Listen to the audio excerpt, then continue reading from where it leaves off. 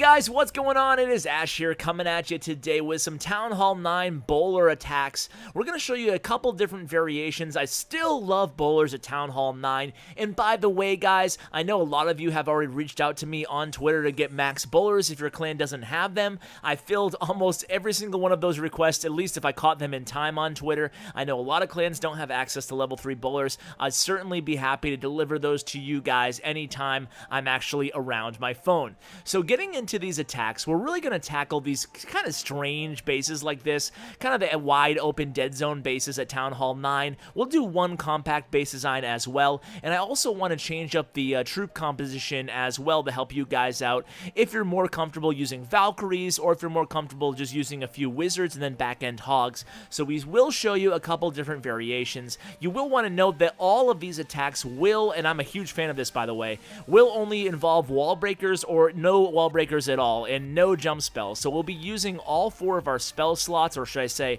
all 10 of our spell slots, all on non-mobility spells. So no earthquakes, no jump spells. This is definitely by far my favorite attack strategy at Town Hall 9. Your heroes, you can actually do this with heroes as low as level 5 or 10 if you're going up against an easier base. Now I haven't really walked you through this attack plan. By the way, RIP all those wizards in the core there. That was very unfortunate that the wizards all went around the base instead of sticking with the Valkyries or the heroes, as you can see, and I think one bowler left standing. He just went down, so it didn't really end perfectly here on this attack for Rayville, but you can see he has tons of Valkyries still alive, and his heroes actually remain alive as well. And the heroes are far from max, about midway through the progression at Town Hall 9, so very nice attack there against a pretty formidable base. So now we're going to go ahead and do a replay on good old Vexthal. It's been a while since I've shown you a replay using my Town Hall 9 account, but I'm using the same strategy. Basically, I've cut down my giants from 12 to 10,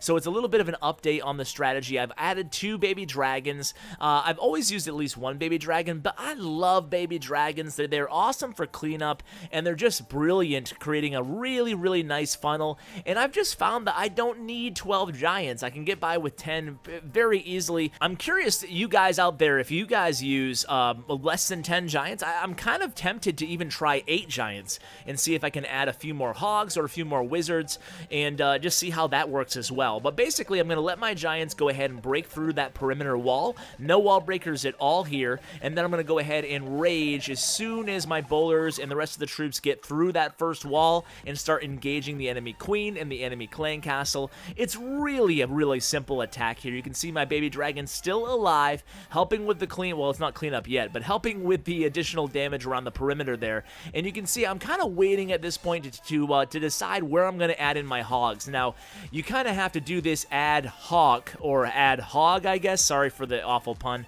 But you kind of have to wait to see where your troops go, and then you can gauge the best area to deploy your hogs. So I decided to go ahead and deploy my hogs from around 9 o'clock. I held back 3 wizards, by the way, because this base especially had all those big high hit point units around the outside. So I always like to hold back a few wizards to help with the cleanup in that regard. But you can see my hogs actually make it all the way through the base up until they run into this Tesla farm. Now, this was a first attack on this base, so I did not know they had a Tesla farm on the outside like that. But, you know, given those little walls, I suspected something might be there, maybe like 2 or 3 or even 4 Teslas. And indeed it was. But you can see all my giants are still alive at this point. Haven't used my queen's ability, so I'm not worried at all about this Tesla farm out here. And in fact, I'm going to keep most of my bowlers alive, or all of my bowlers alive, and most of my giants alive, my heroes alive. Just a really, really easy attack, and you don't have to plan for ages on these type of attack, guys. Just, you know, you look at the base, it should only take you maybe 2 minutes or less to figure out what the best entry point is.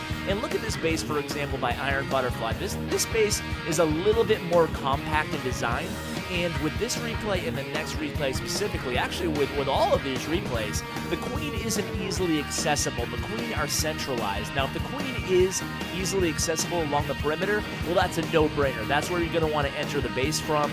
The giants will hopefully trigger all those giant bombs, keep your bowlers alive. That's why you delay a little bit on the deployment, and you'll be good to go engaging that queen. And of course, you guys know that most savvy defenders will go ahead and stack their double giant bombs opposite side the queen if the queen is vulnerable.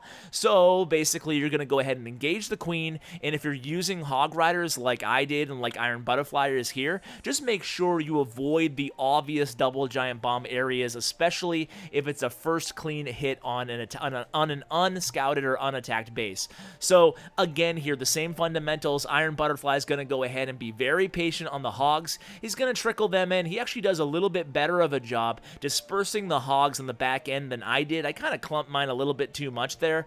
I'll be honest with you guys, I got a little lucky on my previous replay that there wasn't a double giant bomb right upon that entry point. So I did notice that on the replay there. I was like, ooh, I didn't think of that, but I think I probably would have still had it no matter what. But you can see a little bit thin there with the Hogs around 2 o'clock, so he adds in the additional 4 Hogs that he brought with him, and from here on out, it's going to be another easy finish to this raid. So guys, if you haven't tried these bowler attacks yet, by all means, please do so, guys. They're so much fun, and they're really easy to plan. They're a little bit less intricate than the classic go-ho type attacks. Let's end today's episode with this attack by Death. You can see he uses a similar army composition. Actually, this is the army composition I used to use, right? He has a few more wizards. I prefer Baby Dragon, but this actually works out really well as well. So here you can see where the queen is. That's the obvious entry point, exactly where he's going in from. He establishes the funnel. Very, very simple fundamentals again on these attacks, guys.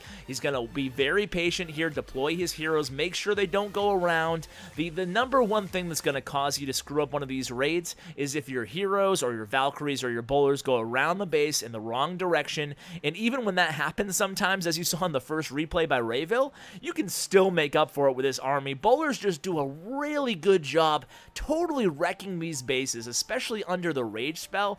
So be sure to bring at least 1 rage spell. I know a lot of people prefer 3 heal, 1 rage. Personally, me, I like 2 rage, 2 heal. And what I do is I rage the bowlers as soon as they enter the base, and then I rage the bowlers again towards the center of the base, and then I try to get by with 2 heal spells for my Hogs on the back end.